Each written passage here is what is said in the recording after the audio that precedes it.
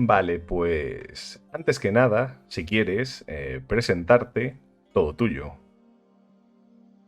Pues encantados, soy Víctor y llevo siendo máster de rol más o menos 5 años, 6, que es el tiempo que llevo jugando al rol. Bueno, jugando al rol en cuanto a rol de mesa y lo que conocemos todos, pero bueno, con videojuegos he estado toda la vida y con diferentes mm, inventivas también. Vale, pregunta importante, que además ni siquiera te lo he preguntado ni nada. ¿Tienes la maldición del máster? ¿Empezaste ya siendo prácticamente máster? Sí, de hecho sí, yo metí a mis amigos al rol, algunos de ellos tenían ganas, otros se apuntan a lo que les diga, así que sabía que podía contar con ellos. Y sí, mayormente tengo la maldición del máster. He estado en algunas partidas, concretamente una de Cthulhu que fue más que nada un one shot, en las tuyas. Y, porque si no lo sabéis, soy jugador de las partidas de Lugi. Y he estado también en alguna otra partida, pero pocas. Presenciales, únicamente el one shot de Cthulhu. Además, sé que por lo que has comentado, que también haces algunas actividades un poco role style, roles en vivo o distintos tipos de fuera de la mesa. Sí, de hecho, además la parte que más disfruto de eso es, por una parte, el organizar a las personas y por otro lado también disfrutar de ese roleo, de estar interactuando, de meterte en el papel del personaje. En este tipo de eventos he estado sobre todo en eventos tipo survival, tanto en la vertiente de cazadores de demonios, que es un tipo de evento, como de survival zombie. Y claramente lo que más disfruto es tener que rolear con las personas y extraerle todo el jugo al guión que nos pase el guionista. También he sido guionista de ese tipo de eventos y bueno, me encanta un poco al estilo máster ir creando las tramas y ver cómo se entrelazan todas las cosas con el entramado principal. Interesante, interesante. Yo es algo que la verdad que tengo ganas de haberlo hecho. En mis campamentos he tocado algunas cosas, pero también son muy jóvenes, no tienen mucha experiencia y tampoco es como para gastar así mucho presupuesto o dedicarle mucho para hacer cosas. Pero hacerlo medieval, como tengo aquí la espada y llevar esos tabardos, esas armaduras y hacer un rol así grande, siempre he tenido muchas ganas. Yo eso también me gustaría probarlo porque sé que es muy de mi rollo, pero la verdad es que no encuentro el tiempo y tampoco he tenido a nadie lo suficientemente cerca como para haberme introducido en ese mundo, con lo cual me pilla un poco lejos, pero me encantaría, la verdad.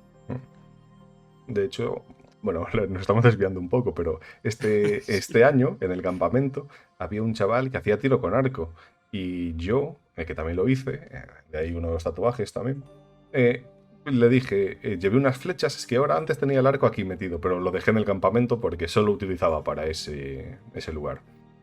Y le llevé unas flechas de goma espuma en la punta y era en plan, dispárale a la gente. Y como que ya le gustaba porque obviamente es algo que él no hacía. Vale, ahora dispara a la gente mientras se mueve y combate. Y el tío en plan, hostia, llevo a lo mejor 4 años en la fita haciendo tiro con arco a nivel competir. Y esto es lo más divertido que he hecho en mi vida. Y sí, Mm, sí, se sí, nota. sí, sí. Vale, pues volviendo un poco al tema del que queríamos hablar. ¿Tú has jugado a D&D, la 3.5? ¿La conoces? La 3.5, la verdad es que no. Yo me metí directamente con D&D quinta. Ujú. Vale, esto te lo digo porque principalmente donde yo voy a marcar más la diferencia es haciendo referencia a 3.5, donde se separaban las clases básicas o iniciales de las clases de prestigio, meramente porque no podías escogerlas al nivel 1. Había clases de prestigio que, muy entre comillas, ya podías escoger al nivel 3 o 4, pero simplemente no eran de inicio. Luego había otras que es como convertirte en archimago, ¿sabes? Que es únicamente para del nivel 15 al 20. Pero bueno, la evolución de los personajes. A mí, lo que más me parece es que hay una diferencia muy grande al haber quitado este sistema. Estas clases que tienes que conseguirlas dentro del juego. El GIF, el meme, que a mí me gusta mucho poner el descúbrelo y de averígualo, ¿sabes? Juega y encuéntralo, o juega y consíguelo. Me parece que se pierde un poco cuando teniendo el manual del jugador o el libro que sea, fácilmente puedes ver de, en este nivel voy a conseguir ya esto. se me pierde esa aventura, ese camino del héroe que no sabes a dónde te va a llevar. Es verdad que por un lado te muestra el camino que va a seguir, la evolución de tu personaje, las habilidades que vas a tener, incluso los hechizos que vas a tener disponibles, pero creo que también ahí entra en juego, digamos, esa es la parte básica. Pero, por ejemplo, lo que mencionabas del archimago. En D&D, si yo tengo un mago, en ningún momento dices, vale, aquí te conviertes en un archimago y ocurren estas cosas y tienes tal. Simplemente te vas haciendo más poderoso. El cómo quieres tú utilizar el poder, si te vas a convertir en un archimago, si vas a ser el líder de una orden de magos o cosas de ese estilo, creo que son cosas que quedan más a la interpretación narrativa y a cómo lo quiera llevar cada máster. Yo personalmente, con los másters con los que he estado, todos han hecho homebrew, todos han tocado cositas, todos han añadido, todos han retocado, y creo que es un poco lo que suele hacer la mayor parte de la gente, al menos la gente de mi entorno. La gente que ha estado en partidas también, a mi alrededor, suele estar con cosas homebrew, sea en mayor medida o en menor medida. Cada máster al final hace lo que, digamos, hace suyo el sistema.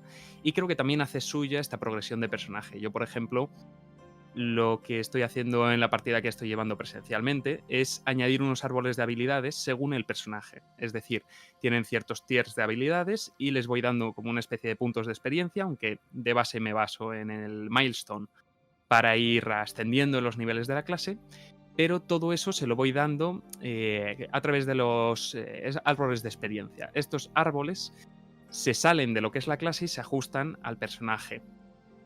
Con lo cual sí son algo personalizable y más, digamos, no son genéricos como las subclases o las clases. Por otro lado, he perdido el hilo de lo que iba a decir. Al final, siempre otra de las cosas que solemos hacer los masters es meter pequeños eventos que a lo mejor no están contemplados en la evolución de una clase, pero que tienen repercusiones, porque al final es una cosa viva, no quieres que sea un railroad, que sepas exactamente por dónde va a ir, precisamente saliéndote un poco de lo que puede ser el manual o las clases, las subclases que te pongan. Por ejemplo, una de mis jugadoras en una de las partidas se tomó una sustancia y, bueno, la medio vomitó y tal, con lo cual en principio no llegó a afectarle demasiado, pero la jugadora estaba cagada porque, a pesar de que no era algo que estuviera explicado en el manual del jugador, porque era algo que yo me había inventado, sabía que podía tener consecuencias sobre su personaje, consecuencias tanto a nivel de, o sea, ya no solo a nivel interpretativo de que le siente mal o de que pueda llegar a morir, sino consecuencias a nivel mecánico de que a lo mejor se transforme en otra criatura o que pierda ciertas habilidades o que gane otras. Y todo eso al final lo mete el máster y creo que forma parte de la narrativa, no son elementos que tengan que estar explicitados mecánicamente. Que claro, eso también se podría aplicar en retrospectiva a las clases. Decir, bueno, ¿y por qué las clases sí que están explicitadas mecánicamente? Yo ahí creo que sirven como un poco una base. Te dan el sistema, te dan una idea de qué cosas están equilibradas, que luego el equilibrio entre las clases es algo relativo. Pero dentro de lo que cabe te permite saber por dónde están los márgenes, qué cosas se suelen hacer, qué cosas son lo estándar. También darte ideas para no pisar a otra clase, o al revés, darte ideas para, a lo mejor desde una clase, acercarte a otra, o si quieres darle, digamos, este sabor narrativo, cómo implementarlo mecánicamente. Entiendo entonces que obviamente cada máster pues va tocando un poco esas cosas homebrews, adecuándolas para sus jugadores, pero en verdad la base de que si se sigue directamente el manual vas a tener ese tipo de problemas, te vas a encontrar con un camino muy liso, muy recto, incluso muy plano para los personajes, es un inconveniente. De hecho, yo antes te lo mencionaba, es que yo si juego una campaña, o un one shot incluso, el siguiente no lo jugaría con la misma clase, aunque sea una personalidad completamente opuesta, ¿vale?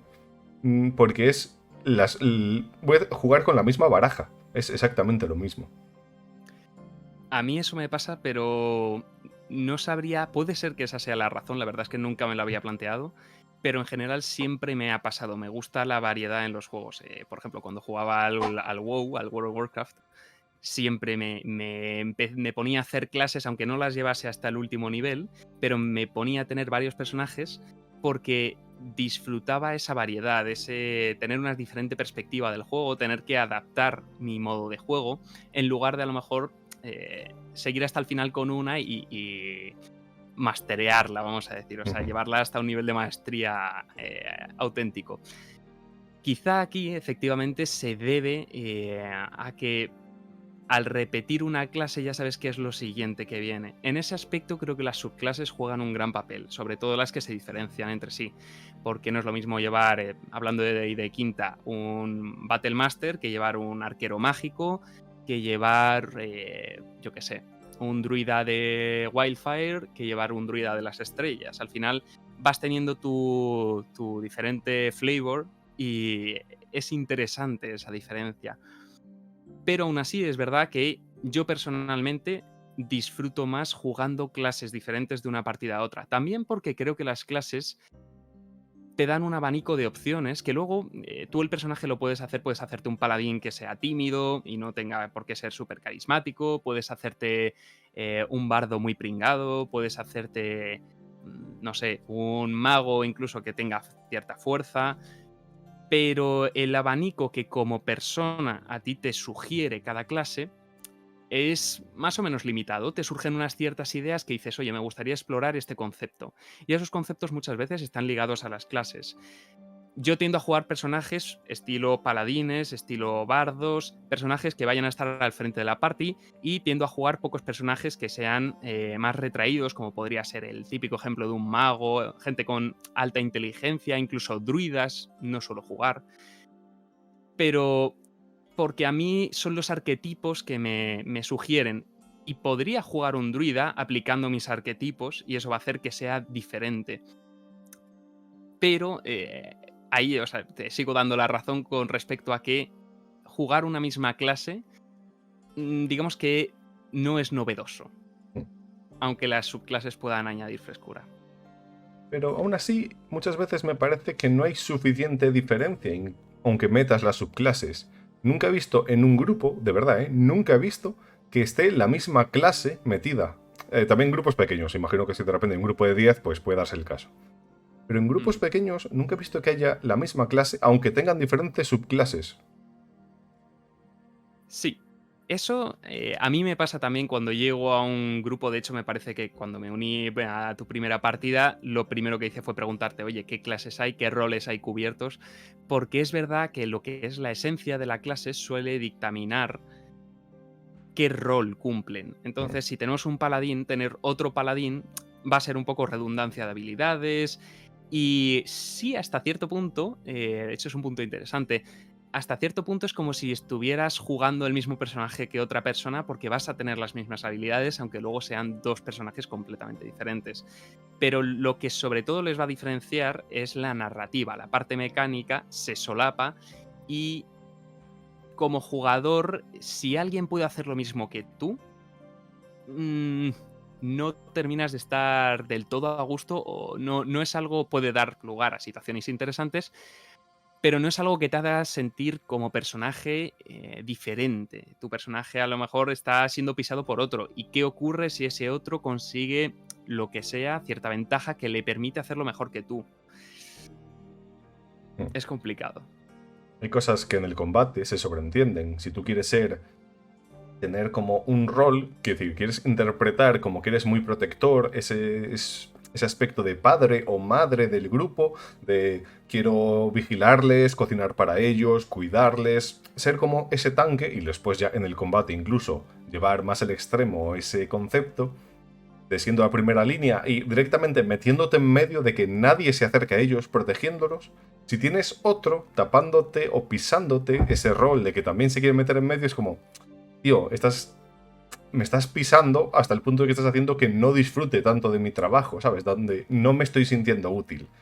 Y ahí lo Mm. entiendo, sobre todo porque te quieres llevar bien con tus compañeros dentro y fuera de la mesa, pero sí que me sigue pasando eso de que noto que, en esencia, dado que hay estos problemas con las clases y la evolución de los personajes, me parece que el punto siguiente de el viaje del héroe se cierra. Tú, desde el nivel 1, de hecho, desde antes, desde que te creas el personaje, ya sabes que como eres un bárbaro con esta subclase, suponiendo que la campaña llegue a niveles altos, vas a terminar pudiendo hacer eso. Tú ya te sabes tu camino. Y aunque obviamente tu personaje puede morir o pasarle cualquier accidente, no va a cambiar, ¿sabes? Es muy raro que... Me parece el símil, en definitiva, que es como en un libro saberte el final. Y no me gusta eso nada, tío. Y hay cosas como en un guerrero, pues tío, lo entiendo. ¿Cómo mejor un guerrero? Siendo más fuerte. No hay mucho más donde sacar si no hay magia. Pero en un mago, el saber qué hechizos voy a aprender me explota la cabeza, tío. Me explota la cabeza.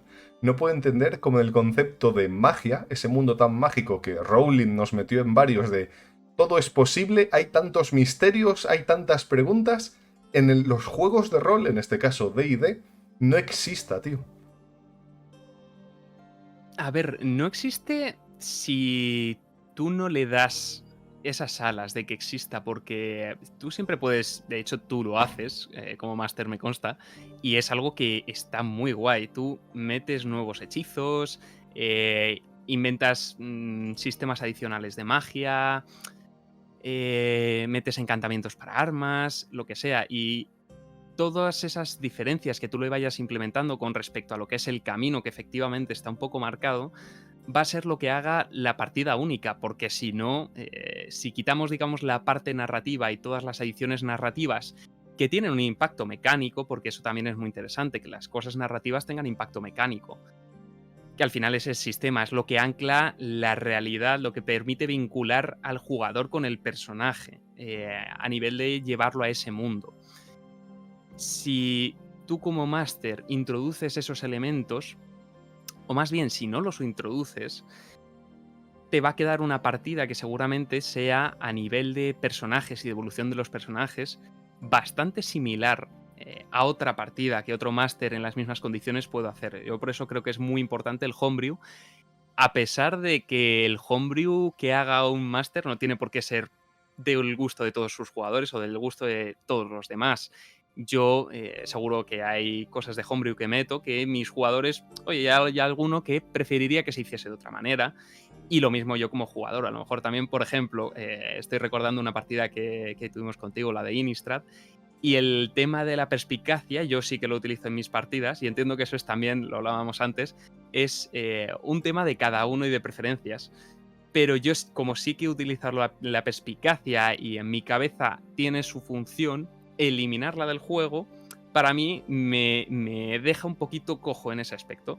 Pero entiendo que en tus partidas lo suplantas, digamos, lo reequilibras y su lugar lo toma otro tipo de habilidad, etcétera.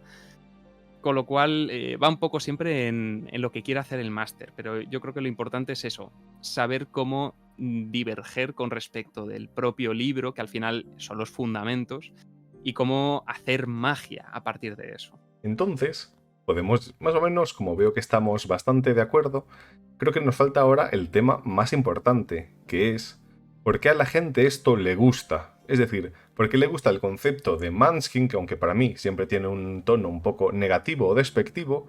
Así que digamos que ¿por qué la gente se siente cómoda jugando exclusivamente o muy basado en las reglas básicas de Dungeons and Dragons? No solo me refiero a nivel de clases, de lo que voy a aprender, sino de qué hechizos hay, cómo es el mundo, los dioses o incluso los monstruos. ¿Entiendes lo que te digo? Ya no solo hacer un min-max, sino que me siento cómodo en esta zona de confort. Con esta zona de confort te refieres a mecánicamente, ¿no? Sí. ¿Y a qué zona lo delimitarías? O sea, ¿una zona de poder o una zona de esta es mi clase y este es mi estilo de juego? ¿O en qué aspecto? Sí, yo creo que la mayoría de los jugadores aceptan más que metas un mundo distinto, otro mapa o metas otras deidades. Como que es lore secundario que poco le afectan, ¿sabes? Como que solo son el color de la partida. Pero me parece que si empiezas a meter clases, por ejemplo, yo cuando metí en justamente la campaña de Innistrad un psiónico, empecé a tener problemas, tío, porque había algunos jugadores que decían que como eso era homebrew, estaba muy fuerte y muy roto, o empezaron a tener problemas. Incluso otro jugador distinto, le di a escoger un tótem espiritual cuando empezó a hacer así un viaje muy nórdico en Jotunheim y encontró una montaña y necesitaba un espíritu guardián para estar en ese plano. Y yo simplemente lo rodeé de todos los tótems que había, no, aún eran bastantes, unos 12 o así. Y simplemente dije, escoge uno como el que tú sientas que te está llamando, ¿sabes? Sin ningún tipo de descripción. Él no veía nada, simplemente le dije lo que había.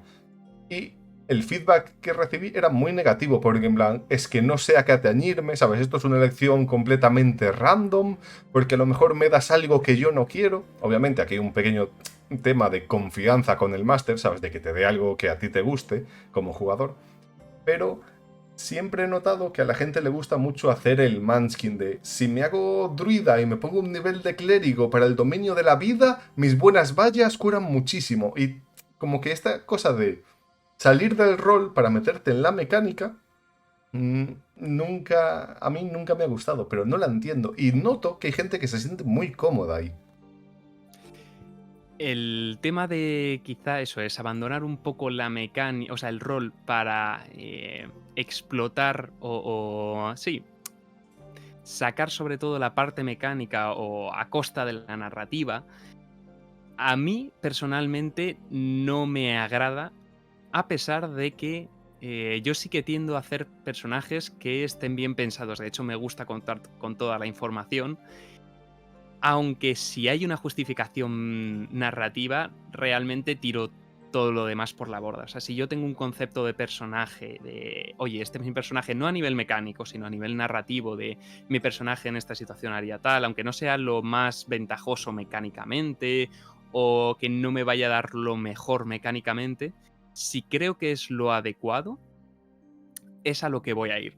Sin embargo, sí que me gusta crear, pues, posibles conceptos de personaje, un personaje que sea un total máquina en control, por ejemplo, del campo de batalla, pues ya sea forzando movimiento de enemigos, ralentizándolos, etcétera.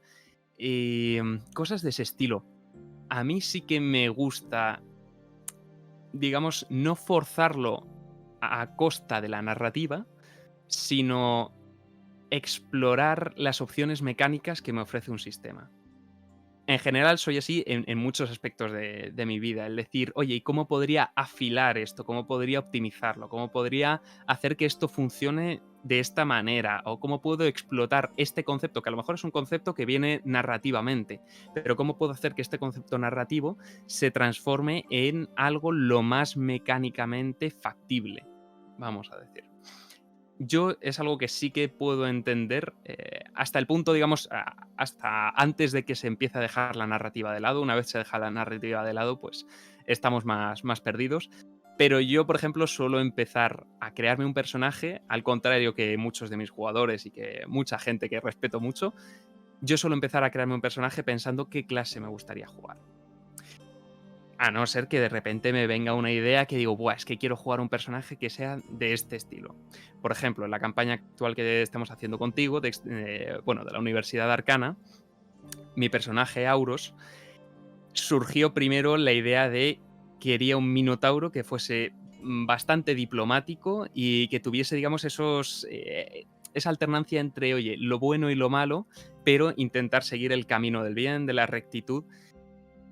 Y poco a poco me fue surgiendo, en cuanto a las opciones que me ofrecías, dije, vale, esta podría ser interesante porque me ofrecía tener, digamos, como un dios y ser un enviado divino, una cosa así. Y luego había otra que me encajaba aún mejor, y fue la del mago santo, porque tenía acceso a luz y a oscuridad. Y además seleccioné, bueno, minotauros hay en el plano de ceros. Al ser un minotauro, tiene, digamos, la parte bestial, la parte irracional, la parte de portento físico, y al ser un mago, por otro lado, tiene la parte intelectual, la parte estudiosa, la parte tranquila, o más apacible en principio, y además se había criado en una cultura humana, en una civilización, es un experto diplomático y tiene bastante labia. Entonces, esa combinación entre, o esa dicotomía entre luz y oscuridad, completaba a la perfección a mi personaje. De modo que esa decisión fue una decisión que tomé cuando ya tenía el concepto de un personaje hecho. Es decir, una decisión mecánica sobre o fundamentada en algo narrativo. Pero mis personajes suelen ser al revés. Elijo una clase que me apetece jugar, pues ya sea por el concepto que puedo representar a través de eso, pues un paladín suelo hacerlo, es un poco típico con un protector, algo de ese estilo. Seguramente un hechicero lo haría, o un brujo los haría con ambición, etcétera.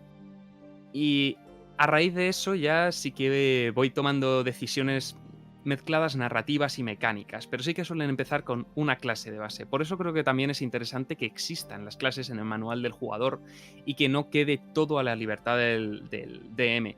También porque a la hora de jugar con gente que no conoces, que al final es lo que muchos de nosotros tenemos que hacer porque no es factible hacer partidas presenciales todo el rato o tener un amigo que sea máster, al hacer partidas online puedes ya tener una cierta base asegurada, ¿sabes? Como más o menos el estilo que van a seguir las partidas, aunque luego va a diferir enormemente.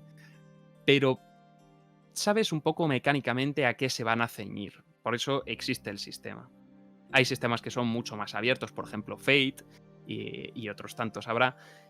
Yo personalmente no los he jugado, sería interesante, pero creo que para una campaña larga prefiero un sistema que tenga unas reglas bien basadas. Porque me parece que puedes construir mucho a partir de ahí, tanto a nivel mecánico como narrativo. Y para mí, ambas cosas tienen que estar bastante presentes en la partida. Supongo que por el tipo de jugador que soy. Sí, claro, eso desde luego se entiende. Em, me sorprende que utilices el término abierto refiriéndote a las clases, porque justamente yo las definiría como algo un poco más cerrado o incluso lineal. Es prácticamente todas las clases, a no ser que hagas multiclase, están hechas para que el jugador llegue prácticamente hasta el nivel 20 con ellas. Pero muchas veces a lo mejor tú quieres hacerte una especie de camino, bueno, el concepto del camino del héroe refiriéndose a la aventura, al viaje que transcurres. Ya sea que a lo mejor cuando tú leíste el nombre del viento, Ujú. pues yo entiendo que a lo mejor en la clase del protagonista, yo lo siento, siempre he pronunciado que bote, y lo siento, suena fatal, pero es a la que estoy acostumbrado. Pues yo creo que el protagonista fácilmente podría haber empezado como un pícaro, a lo mejor más adelante se convertiría en un bardo, digamos, 1 o 2 niveles para después llegar a convertirse en un mago o hechicero. Entonces, quiero decir, entiendo que ese camino, que en quinta edición debería ser así, muy entre comillas, ¿vale? Un nivel de pícaro, un nivel de bardo y luego mago. En quinta edición, perdón, en 3.5 o en otros juegos, es muy fácil que tú empieces como, por ejemplo, humano místico, o empieces con una clase algo más genérica o básica, vamos a llamarlo eso, mago. Y después, más adelante, a lo mejor hay alguna clase de prestigio o alguna otra forma donde sí que puedas alcanzar una clase nueva que fusione el bardo y la magia, algo que le pegaría bastante más a él, o un elementalista, ya que es capaz de nominar y decir los elementos. Entonces me parece que todo el mundo está de acuerdo con que el sistema así lineal no le gusta mucho, pero que está bien como base y hay que meterle cosas. Es decir, el plato de espaguetis de puta madre, ahora prepara la salsa.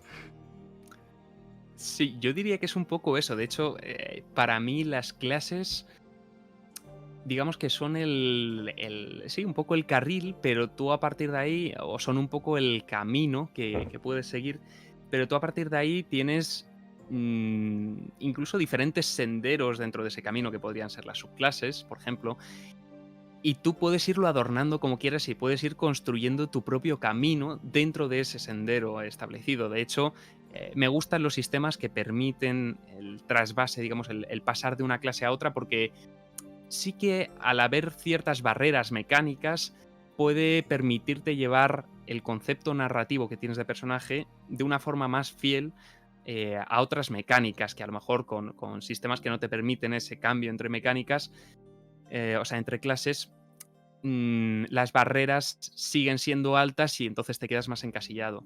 Pero yo creo que ahí, ante todo, y creo que no está recogido en los libros, porque en general es demasiado vasto como para conseguir plasmarlo, ante todo tiene que primar que el máster sepa cómo llevar la fantasía del jugador a la mesa, a la realidad. Yo, por ejemplo, con Quoth, yo lo pronuncio Quoth, seguramente lo que haría sería pedirle al jugador, vale, ¿desde dónde te gustaría partir? ¿Desde qué concepto te gustaría partir? ¿Te gustaría partir más desde el concepto de un pícaro que aprende magia? ¿Te gustaría partir desde el concepto de un mago que tiene que arreglárselas para sobrevivir? Y seguramente metería, si fuera mago, metería una subclase totalmente nueva que yo me inventase y en base a las subclases que ya existen, de todas las clases, no solo de las clases de mago, porque además las de mago en quinta, pues bueno, tengo mis reservas con respecto a ellas. Nunca he jugado un mago, pero bueno, no me gustan demasiado. Al final, si utilizas como referencia las otras clases y lo que ya existe del sistema, tener una amplia base te permite crear reglas con mayor seguridad y sabiendo que es más probable que estén, digamos,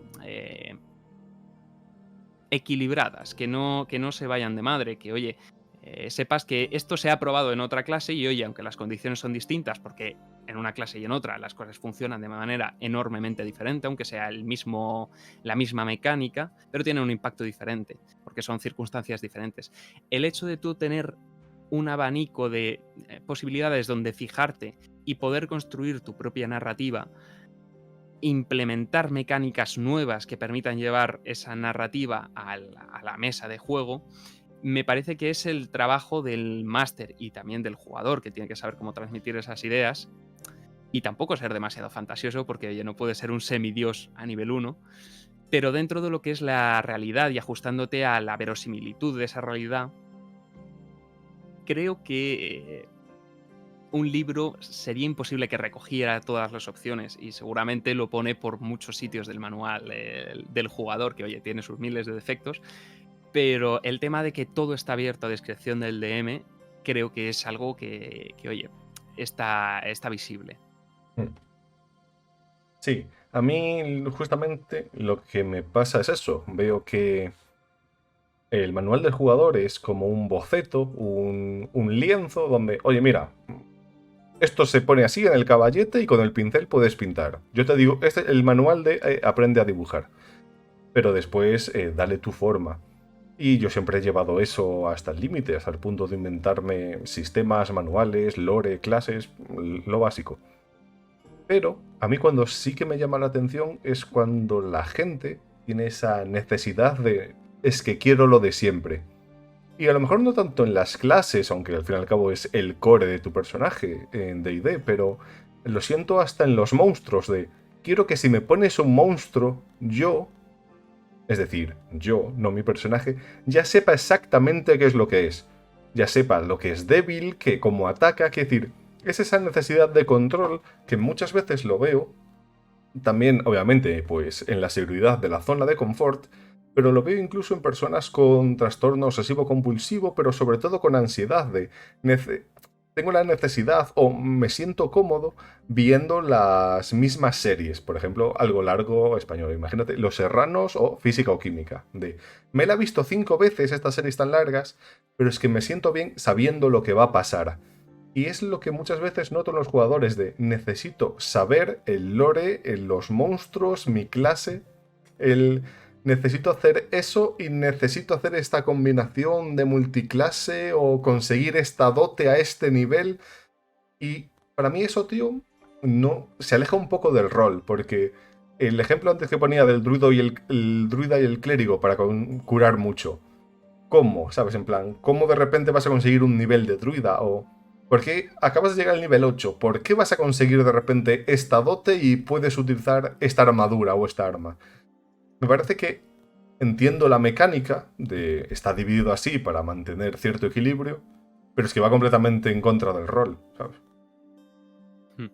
Sí, yo en ese aspecto lo que estabas comentando de repente llego al nivel 8 y sí o sí puedo tener esta cosa, me recuerda un poco a lo que yo siempre he tenido en mente, que luego es así, pero que sería el tema, el sistema de la Liga de Aventureros de D&D, que estos son los manuales que se permiten, Mm. se hace de tal manera, va por PX, todo como muy establecido y que no se puede salir el que sea máster de eso de ahí. No sé exactamente cómo se lleva o si realmente eso alguien lo hace, porque no conozca a nadie que lo haga. Conozco, Pues ya me conozco. contarás. Conozco 2 Ya me servidores que lo han contarás. hecho y en ambos me fui. Pues efectivamente, a mí esa idea no me llama porque no te requiere una evolución narrativa, no requiere que tu personaje tenga un arco o que se esfuerce por conseguir las cosas, simplemente mm, te da esas, digamos, lo que quieres o lo que vas a conseguir, te lo da simplemente por existir en la partida y por matar bichos o por cosas de ese estilo. Por eso me parece a mí más interesante, como te lo parece a ti, ser capaz de conseguir eso si existe una justificación narrativa detrás. También yo siempre animo a mis jugadores a apuntar a aquellas, pues por ejemplo las feats, a apuntar a aquellas que vayan a ser interesantes para ellos. Si a lo mejor le tienen echado el ojo a alguna, que ellos, eso yo sí Mm. que lo hago, decir, para este concepto de personaje que tengo, me gustaría, pues porque funciona muy bien a nivel narrativo o porque me va a permitir ser más eficiente en combate y mis personajes habitualmente son eficientes en combate, tanto a nivel narrativo como a nivel mecánico. Entonces, si lo es a nivel narrativo, me gusta que lo sea también a nivel mecánico. Entonces, yo animo a mis jugadores siempre a apuntar a esas dotes o a esas habilidades que van a conseguir mediante el rol, mediante lo que estén ejecutando en partida. Igual que tú dices, pues si queréis conseguir estos hechizos vais a tener que currároslo, o si queréis tener estas ventajas, curráoslo. Yo también le animo a mis jugadores a hacerlo así, y de hecho les ofrezco multiclases o cosas así si tiene sentido en un punto determinado, aunque ellos no se lo hayan planteado. Y más de una vez me han sorprendido aceptando esas multiclases que, oye, a lo mejor no tenían que ver con su personaje originalmente, pero tienen sentido narrativo. Y por esa narrativa y por explicar, digamos, por explorar esas opciones, lo toman. Por ejemplo, para mí, Baldur's Gate 3, ¿has jugado al menos el primer arco? Todavía no. Ah, ok. Tengo pendiente de comprármelo. No pasa nada. En el primer arco, ¿vale? No voy a hacer spoilers, hay un círculo druídico muy al principio.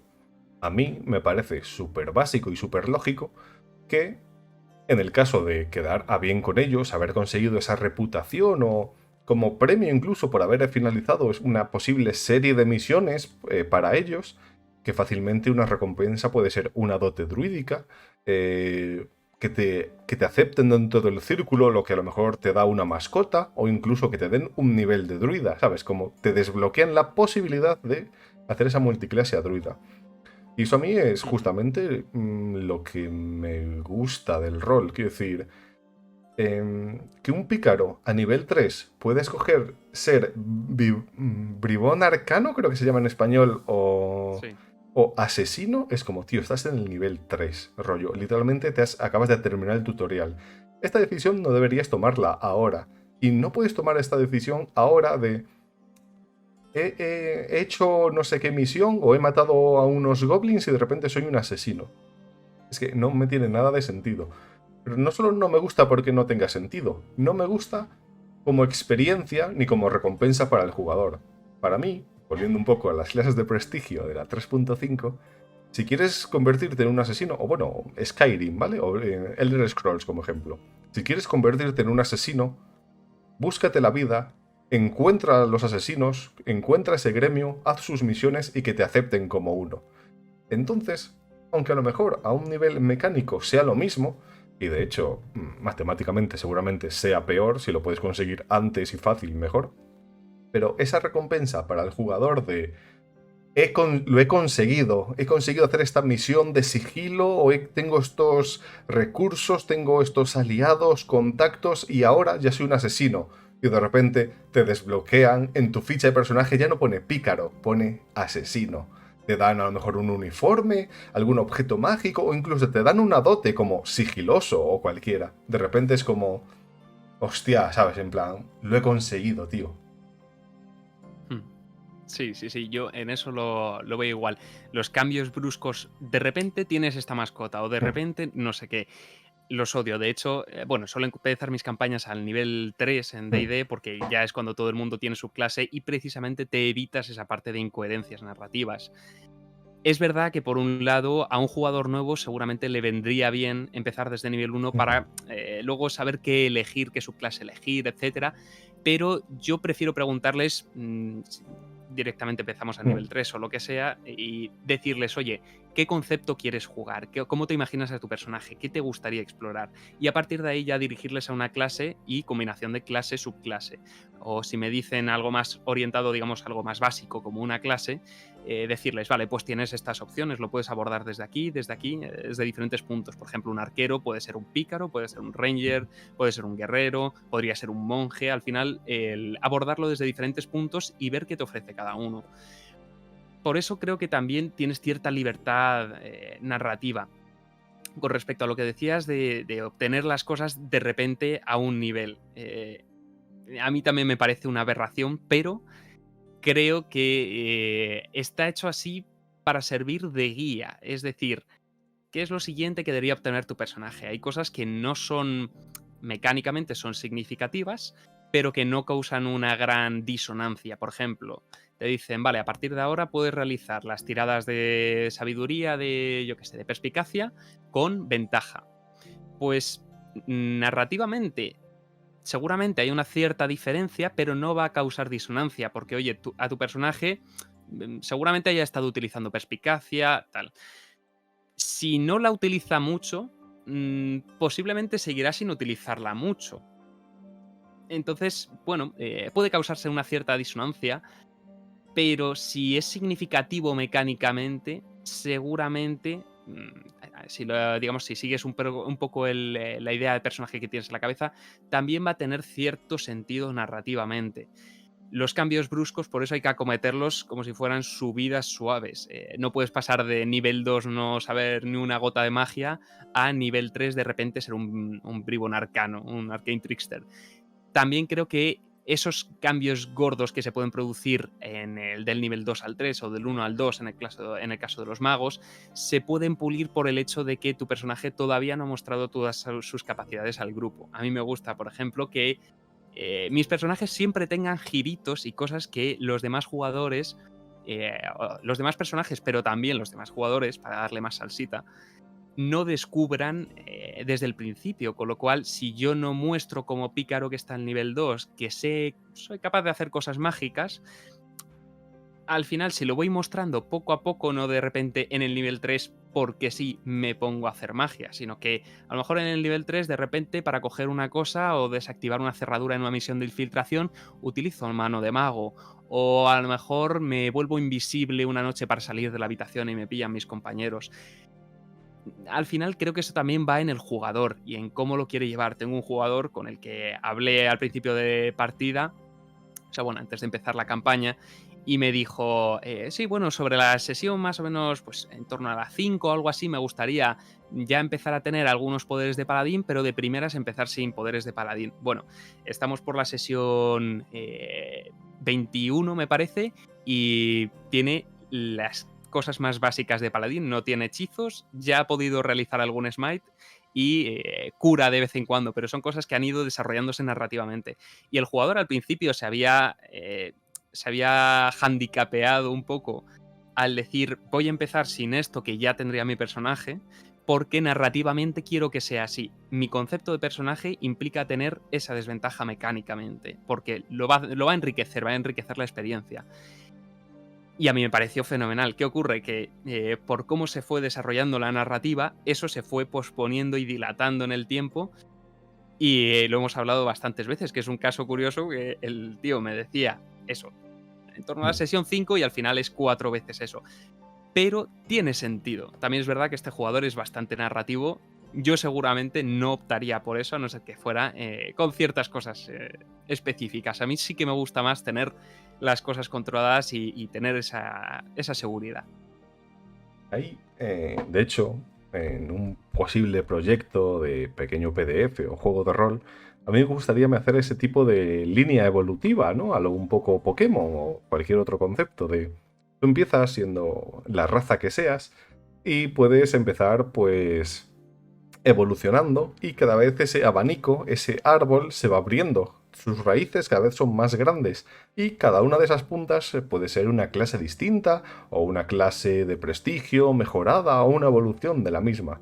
A lo mejor tu personaje ha empezado como es un simple fighter, un simple warrior, pero como tiene la capacidad de tener fe o tiene esas dudas, sabes, que pueda tener ese tipo de dotes, como que un sistema un poco más abierto, donde no está cerrado literalmente a una clase desde el inicio.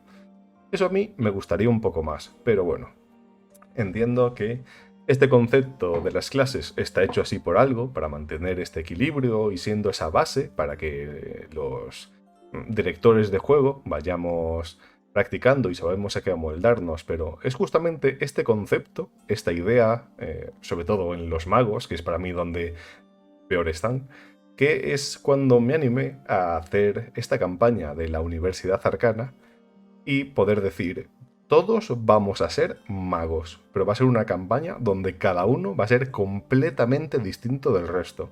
Y no completamente distinto no solo a nivel personalidad o conjuros, sino que el camino os lo vais a marcar vosotros. Pero bueno, tuve que crear una ficha nueva, nuevas habilidades, mecánicas, pero ahí estamos. Pero es muy interesante, justo lo que decías, el haber conseguido crear a través de lo que sería una clase en D&D, que seguramente otro personaje no se Mm, cogería, porque entonces se repetiría, crear un grupo de todo magos y que cada uno sea tan diferente, porque ya no solo en personalidad, que ha salido cada uno de su padre y de su madre, es muy divertido porque cada uno es realmente diferente, sino también en cuanto a las cosas que pueden hacer y la percepción que tienes de cada uno. Yo veo ese grupo y no digo son un grupo de magos de D&D, son una party en sí mismos y son diferentes y distan mucho de ser un mago de D&D. Entonces eso es muy refrescante y es muy interesante también como ejercicio el hecho de eso, plantearse y decir, voy a convertirlo en algo más abierto, en algo más expandido, en incrementar las opciones dentro de algo que en principio es bastante limitado. sí. De hecho, creo que a ojos de un tercero, en la campaña de la Universidad Arcana, a ti, a Auros, seguramente pensarían, en el caso de que empieces a hacer magia, que posiblemente seas algún tipo de sacerdote o paladín. Eres grande, fuerte, haces magia luminosa, ¿sabes? Nadie pensaría que eres un mago. Y lo mismo pasa con el resto. Madoc fácilmente podría ser un pícaro arcano. O el resto de vuestros personajes son turbios y completamente distintos. Y lo bueno, y lo que me gusta, es que la magia da personalidad.